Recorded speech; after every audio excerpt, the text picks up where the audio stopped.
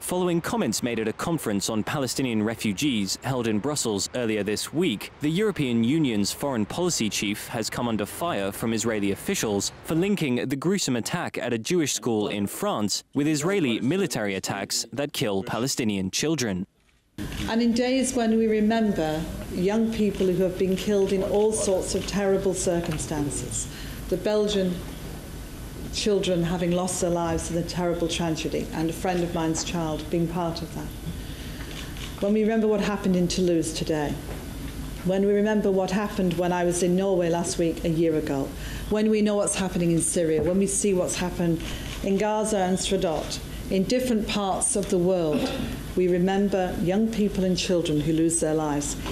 While her comments were praised by Hamas leader Izzat al-Rishq, Israeli leaders blasted her. Israel's Interior Minister Eli Yishai called for her immediate resignation and said the comparison hurt the EU's ability to broker peace between Israel and the Palestinians. Later, Ashton's office tried to explain.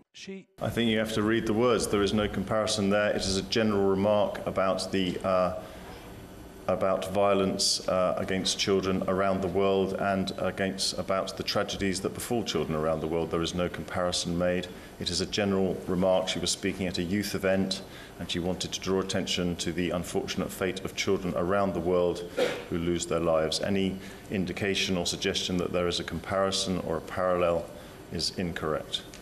But Israel's defense minister, Ehud Barak, called Ashton's comparison outrageous and said that it had no grounding in reality. The Israeli prime minister minced no words.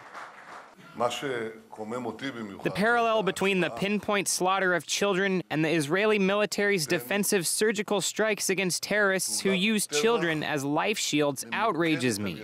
There's no way of comparison between the two. There never was a comparison and never will be.